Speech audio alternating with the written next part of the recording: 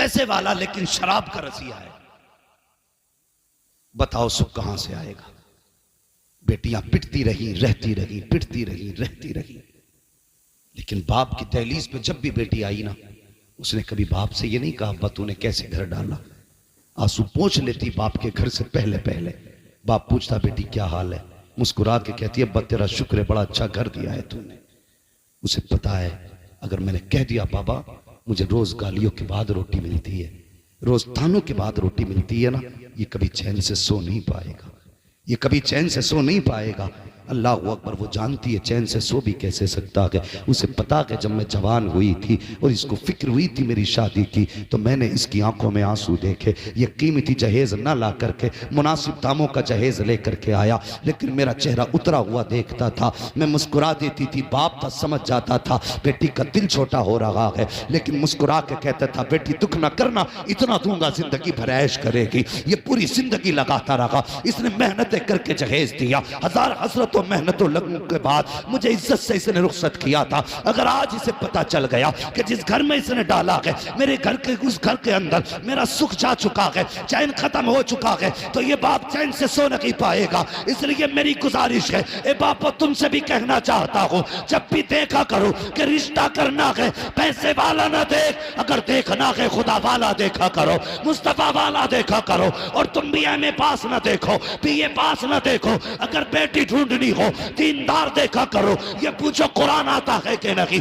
नमाज पढ़ती है कि नहीं। अगर नेक बेटी लाओगे तो तावीज़ों की जरूरत नहीं होगी, कदम इसके आएंगे, करम खुदा का बरसना शुरू। सुभान अल्लाह, सुभान अल्लाह, माशाअल्लाह, बहुत खूब। आज आग लगी है समाज में, आग। तुम्हें पता है तुमको अमीरों दौलत वालों 10 लाख की आतिशबाजी करने वालों, इस साल में 7 लड़कियों ने मुस्लिम धर्म छोड़ा है। माज़अल्लाह 7 लाख गैर मुस्लिमों के घर में पहुंची। जिम्मेदार कौन? तुम कहोगे आरएसएस, में कहूंगा गलत, इसके जिम्मेदार तुम हो। हां, दिल के पपोले जल उठे सीने के दाग से, इस घर को आग लग गई घर के चिराग से। हमने निकाह इतने मुश्किल कर दिए कि बेटियां उम्मीद ही हार बैठी। गुजरती उम्र देखी तो किसी का भी हाथ थाम लिया। इसके जिम्मेदार हम हैं, हमें इसके जिम्मेदार। यही तो बेटियां थी जो हुजूर के लिए जंगों में बड़े बड़े बहादुरों के आगे सीना सफर होती थी। आज यही बेटियां इस्लाम से क्यों निकल रही हैं? क्या है इसके पीछे राज? कभी झांकना पड़ेगा अपने गिरबान में। सुना होगा ना तारीख रही है बेटियों की। हजरत खालिद बिन वलीद जंग में एक दिन टोपी भूल गए थे, पता है ना? जंग में, बात समझ रहे ना सारे लोग, जंग में टोपी भूल गए थे। तो इधर बीवी सोई, ख्वाब में हुजूर तशरीफ ले आए। फरमाने लगे तुम सो रही हो, मेरा खालिद दुश्मनों की भीड़ में, दुश्मनों के बीच में फंसा है।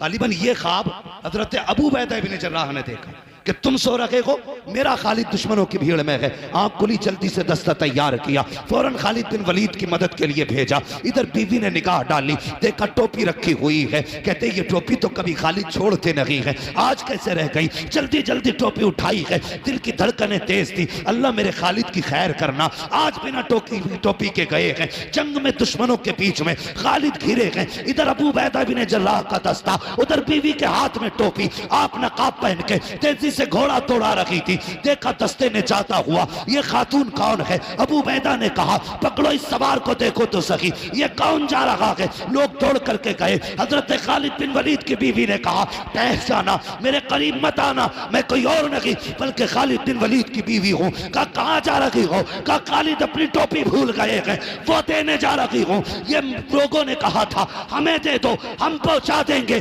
खालिद बिन वलीद की बीवी ने बड़ा प्यारा जवाब दिया था, इसमें हुजूर के बाल हैं और ये हमारे घर रहते हैं, हमें पता है इनका अदब कैसे किया जाता। नारे तकबीर, नारे रिसालत, नारे गौसियत, मसलके आला हजरत हजरत अल्लामा मुफ्ती हम्माद रजा साहिब किबला। सुभान अल्लाह। तारीख रही हमारी बेटियों की, और टोपी लेके खुद गई। जिस दुश्मन के जत्थे में खालिद डर छुपे थे, दबे थे, घिरे थे, उसकी जब जाकर के सफ़े पलटना शुरू की, खालिद अपनी तलवार भूल गए, बीवी को देखने लगे और बीवी नकाब में थी। आपने फरमाया कौन है ये जवान जिसकी तलवार थमती नहीं और तलवार के आगे कोई टिकता नहीं। हल्के से नकाब सड़काया, मुस्कुरा के कहा खालिद मैं तुम्हारी ज़ौजा, सुभान अल्लाह, मैं तुम्हारी ज़ौजा हूं। कहने लगे ये महारत कहां से? कहने लगी सुनो खालिद, कल तक टोपी तुम्हारे पास रहती थी, आज टोपी मेरे पास रखी हुई। सुभान अल्लाह, सुभान अल्लाह, बहुत खूब। ये थी मेरी कौम की बेटियां, आज भी बेटियां हैं। और ये बीमारी फैल कहां से रही है? तुम्हारे ट्यूशन, तुम्हारे कॉलेज, तुम्हारे स्कूल, तुम्हारी यूनिवर्सिटीज की गलत तालीम से फैल रही है। सही बात है। हम इसके मुखालिफ नहीं कि बेटियां एमबीबीएस ना बने, हम तो दुआ करते हैं हर बेटी एमबीबीएस बने। लेकिन बात बात पे बंदूकें निकालने वालों, बात बात पे तमंचे निकालने वालों, क्या तुमने अपनी कौम के बच्चों के लिए कोई सीबीएसई कॉलेज कायम किया? कोई इंग्लिश मीडियम स्कूल बनाया? क्या तालीमी मयार है तुम्हारा? कौम के लिए क्या किया? 11 लाख झगड़े में उठा के फख्र से कहते हो पैसा चला तो चला, गया तो गया, इज्जत बच गई? नहीं, इज्जत नहीं बची। कसम खुदा की आज इज्जत गई है, सिर्फ तेरी गई है, कल तेरे घर की चली जाएगी। इस पैसे को सही जगह लगाओ, बच्चों को तालीम दिलाओ, स्कूल कॉलेज कायम करो और दुनिया को बता दो मोहम्मद के गुलाम किसी के मोहताज नहीं होते हैं, जो चाहते हैं अपने दम पे करके दिखाया करते हैं। सुभान अल्लाह, सुभान अल्लाह, माशाअल्लाह। अपने कॉलेज बनाओ, अपने स्कूल बनाओ, बेटियों को पढ़ाने के लिए बेटी रखो।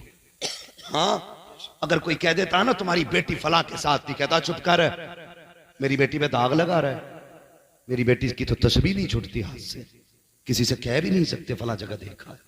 वो खुद ही मुजरिम बन जाता है कहने वाला। जब भाग जाती है कहता कर यूसुफ साहब कोई तावीज दे तो रात रात में आ जाए।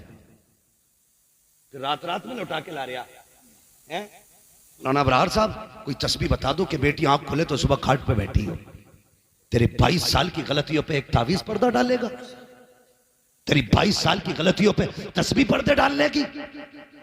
जो बोया है वो काटना पड़ेगा। इसलिए हम कहते हैं एमबीबीएस बेटियों को बनाओ, लेकिन ऐसे स्कूलों में पढ़ाओ जहां पढ़ने वाली भी बच्ची हो, पढ़ाने वाली भी लड़कियां हो। ऐसी जगह ट्यूशन पढ़ाओ जहां पढ़ने वाली भी लड़की हो, पढ़ाने वाली भी लड़की हो। लेने के लिए तुम्हें जाना पड़ेगा, एक एक मिनट का हिसाब रखना पड़ेगा। ये नहीं कि घर से चली गई तो स्कूल में है, जाके देख कहां गुल खिला रखी है। कितनी बेटियों ने बाप के मुंह काले कर दिए। अल्लाह की कसम बेटियों से कहना चाहूंगा, अगर सर से दुपट्टा सरकने लगे तो याद रखना तेरे गले में तो फंदा था फांसी का, हुजूर ने फंदा निकाल के दुपट्टा पहनाया।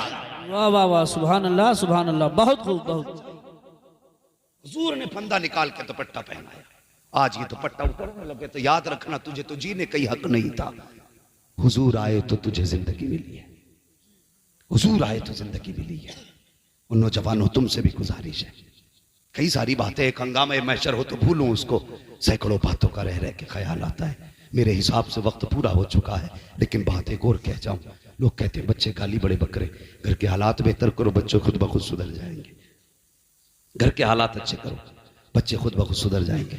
और निकाह के बाद की जिंदगी जो है ना, ये बड़ी प्यारी जिंदगी है। अगर शर्त है इसे सुकून से गुजारा जाए, सुकून से गुजारा जाए। एक नई जिंदगी का आगाज होने वाला है। कल एक बारात जाएगी, कल एक घर आबाद होगा।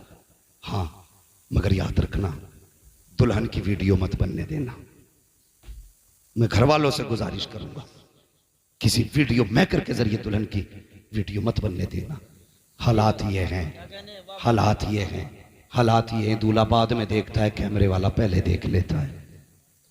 हाँ, फिर उसके बाद वो बदतमीजी चलाई जाती है कौम के आगे। तुम्हें पता है अब तो हम लोग ना मैरिज हाल से रुखसत कर रहे हैं बेटियों को, मैरिज हाल से। अल्लाह तौफीक देना, अपनी बेटियों को घर से रुखसत करना। खाना कर दो मैरिज हाल में, दावतों का इंतजाम कर लो, लेकिन बेटी अपनी चौखट से रुखसत करना। इसलिए कि जब वो उस घर से जाएगी ना, तो उस घर की दीवारों ने उसे सजदे करते देखा होगा, उस घर की छत ने उसे कितनी रातों में रोते देखा होगा। उस घर की जमीन गवाह होगी, ये वो है जो रातों को उठ उठ के मुसल्ले बिछाती थी। उस घर का एक एक गोशा कहेगा मालिक आज वो घर छोड़ रखी है जो रातों रात मुझे आबाद रखा करती थी। जब ये घर से रुखसत होगी तो अकेली नहीं आएगी, दीवारों की दुआएं साथ होंगी, छतों की दुआएं साथ होंगी, जमीन की दुआ साथ होगी, हवा की दुआ साथ होगी। अकेले नहीं आएगी बल्कि उसके दामन में रब का करम भर के लेके आए। सुभान अल्लाह माशाअल्लाह। बहुत हालात है, हम बेटियों को घर से रुखसत नहीं करते, मैरिज हाल से कर रहे। अल्लाह तौफीक दे तो घर से बेटियों को रुखसत करें, घर से रुखसत करें। और दूल्हा से भी गुजारिश है, 2 रकात ये सिर्फ आज ही नहीं पढ़ने हैं, अल्लाह तौफीक दे तो बार बार पढ़ते रहे। मैं आप ही के उपराले में एक जगह नमाज पढ़ाता था, नाम नहीं बताऊंगा, समझ जाओगे, मशहूर है वहां की। हाँ, मगर इतना पता है ना, 2 भाई आए एक साथ दूल्हा बन के, एक ही घर में 2 लोग थे ना। तो जब आए ना तो भैया अल्लाह खैर करे ना, वो जो नियत बांधी है उसने, तो मैं कभी उठूं कभी बैठूं पता ही नहीं चल लिया कब सलाम फेरेगा। दे सजदे पे सजदा, सजदे पे सजदा, सजदे पे सजदा है। मैं तो चलो था इमाम मन के भाई करता रहे, हाजी मौका मिला है, शाम भी हो जाएगी, कर तो सजदा ही रहा है ना, मैं क्यों रोकता उसे भाई तू सजदा ना कर। तो जो बरातिये थे वो थक गए, बोले बे कब फेरेगा सलाम, तो एक सजदे में से कह रहा ना आपका आखिरी सजदा है। ये 2 रकात आज ही नहीं पढ़नी है। रब से रिश्ते मजबूत करो। क्या मतलब है इस 2 रकात का पता है तुम्हें? रब का शुक्रिया अदा कर रहे, मालिक तेरा शुक्र है तूने हमें सेहरे वाला दिन दिखाया है।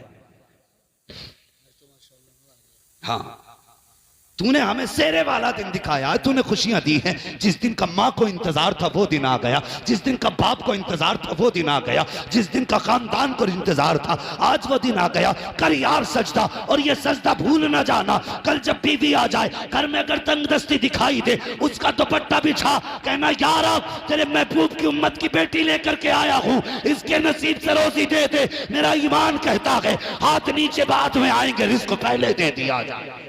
सुभान अल्लाह माशाअल्लाह। रिश्ते कमजोर हो गए रब से, कहते बहुत दुआ मांगी कबूल ही नहीं हुई, कबूल ही नहीं हुई। मैंने कहा अजीब बात है, कहता कबूल ही नहीं मांगी कैसे? कभी जुम्मे में देखियो कैसे मांगते। चैनल वालों जरा सुनो, तुम भी हुजूर के उम्मती हो, सिर्फ चैनल वाले नहीं हो। कभी मस्जिद में जाके देखियो, है 2 लास्ट की पढ़ के ना हाथ यहां तक सीधे नहीं आते और कट, सबसे पहले चप्पल देखने भाग रहे। और उसकी भी फिक्र ठीक है भाई, ऐलान होता कोई इमाम साहब का ही ले गया, कहते फिर जब पहुंचाने जावे तो कहते धोखे से आ गई थी। मेरी समझ में बात नहीं आती, अंधा आदमी जिसकी आंखें ना हो ना, उसके आगे ना उसके जैसी 10,000 चप्पलें रख देना, वो पैर डाल के बता देगा ये मेरी नहीं है। पैर बता देता जूती किसकी, ये तू घर गया, एक तो 3 दिन बाद लौटाने आया और पूछा भाई अब तक कहां था, कहने लगा मैं रिश्तेदारी में पहन गया। बोले पता चला वापसी में ऐलान हो रहा था हजरत तुम्हारी जूतियां थी, तो मैंने कहा खाला के घर घूम आया पता ही नहीं चला। तो ये हमारी नमाजें हैं, ये हमारे रब से रिश्ते हैं। मस्जिद जाएंगे तो चप्पल चुरा लाएंगे, दुआ करेंगे तो यूं मारेंगे, मस्जिद में जाएंगे तो सब झाड़ के देखेंगे, बड़ी धूल है यहाँ पे। अल्लाह कहता मैं इस गर्द के साथ तो नमाज पढ़ लूंगा, सुन लूंगा, कबूल करूंगा तेरी, इस गर्द के साथ तेरी इबादत कबूल तो कर लूंगा, लेकिन तेरे दिल में जो गर्द है ना, मैं इसके साथ तेरी इबादत कबूल नहीं करूंगा। वो कौन सी गर्द है बताऊं? वो गर्द क्या है? जुम्मे का दिन आता, बेटे से कहता जा देख का चचा कौन सी मस्जिद में गया, कहा क्योंकि जिसमें वो जाएगा उसमें मैं नहीं जाऊंगा। ये हालात है हमारे, ये हमारी कौम है, मरेगी ना तो क्या होगा? कोई नहीं बचाने वाला। अगर समझते हो खालिद बिन वलीद आएंगे तो मैं कहता हूं नहीं आएंगे, और अगर तुम सुधर गए तो खुद मुस्तफा मदीने से आ जाएंगे। सुभान अल्लाह। लेकिन शर्तें खुद बदलो। कह रहा अगर भाई जाएगा तो नहीं जाऊंगा। एक तो फोन करके कह रहा मुझसे बकरीद ईद पे कि हजरत एक मसला पूछना, मैंने कहा कोई अहम होगा? कह रहा कि जिस हिस्से में मैंने हिस्सा कराना जिस जानवर में, उसमें मेरे भाई साहब का भी हिस्सा, लेकिन मेरी उनसे नाराजगी है, कुर्बानी हो जाएगी ना? डॉक्टर इकबाल ने कहा था यूं तो सैयद भी हो, मिर्जा भी हो, अफगान भी हो, तुम सभी कुछ हो, बताओ कि मुसलमान भी हो। मुसलमान भी हो, क्या बात। पहले अपने आप को देखो ना, हम कर क्या रहे हैं? कहता उस मस्जिद में नहीं जाऊंगा जिसमें भाई है, अलग जाऊंगा। भाई ने इतना बिगाड़ा तेरा, और खुदा के वास्ते एक जगह खड़े हो जाओ। मस्जिदों को लेकर के झगड़ों की जड़ ना बनाओ। एक मदरसे को लेकर अभी गोली चली है, 3 लोग मारे गए। एक मस्जिद में पंखे को लेकर गोली चली, उसमें भी एक बंदा मारा। हमें शर्म आनी चाहिए। यहाँ पार्टीबंदी करने आते हैं या अल्लाह की इबादत करने के लिए आते हैं? हाँ हाँ, जिनकी जेब में पावर होती है, जब वो आते तो यूं चप्पल बजाते आते हैं, पता चल जाए ठेकेदार आ रहे हैं, जमींदार आ रहे हैं, गरीब सिमटने लगता है। जाइए साहब अगली सब में जगह के, जब ये अंदर जाके बैठता है यूं कॉलर करता है। जब तू मस्जिद में जूते बजा के आया, अल्लाह तब भी देख रहा था। जब तूने कॉलर खड़ा किया, अल्लाह तब भी देख रहा था। जब तूने मुर्गे की तरह ठोंगे मारी, खुदा तब भी देख रहा था। जब 2 रकात पढ़ के तू पलटा, खुदा तब भी देख रहा था। जब घड़ी देख करके तूने इमाम को घूरा, खुदा तब भी देख रहा था। जब तूने जल्दी को कहा, खुदा तब भी देख रहा था। जब तू मस्जिद से पलटा, खुदा ने कहा फरिश्तों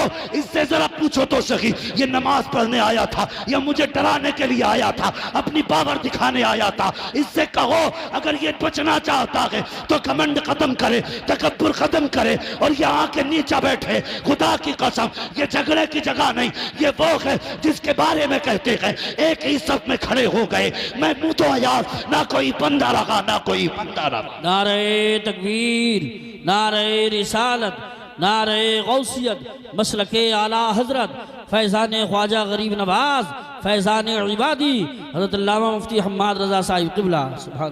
अब झगड़े खत्म करो, ये फाइनल है, मशवरा नहीं है, ये बचने की तजवीज़ है। जैसे कैंसर के लिए हर सिगरेट पीने वाले की डिब्बी पे लिखा होता है, ये सेहत के लिए हानिकारक है। मसाले के पैकेट पे लिखा होता है हानिकारक है। अब ये मौलवी का मशवरा नहीं है, ये आगाही है और तुम्हें खबरदार किया जा रहा है। अगर इन झगड़ों से ना निकले ना तो आने वाले 10 सालों में भारत में तुम्हारा नाम तक नहीं रहेगा। हाँ, अगर तुमसे कोई मौलवी कह के गया ना गरीब नवाज बचाएंगे, तो गरीब नवाज उसी को बचाएंगे कम से कम जो हाथ पैर मारे तो। हाँ, और उन्हीं के बनाई हुई कौम में जो दीवारें खड़ी करे उसकी तकलीफ गरीब नवाज को नहीं है। जब तुम किसी कमजोर पे लठ लेके चलोगे, गरीब नवाज को खबर नहीं होगी। अपनी पावर यतीमों पे दिखाओगे, गरीब नवाज को खबर नहीं होगी। वो कहेंगे जब हमने 90 लाख को पहले कलमा पढ़ा लिया, तुम खाली करो, हम फिर से 90 लाख बना दें। सुभान अल्लाह। हाँ, वो फिर से 90 लाख बना लेंगे। है आया यूरिश तातार के अफसाने से, पासबां मिल गए काबे को सनम खाने से। अगर तुम नहीं बदले तो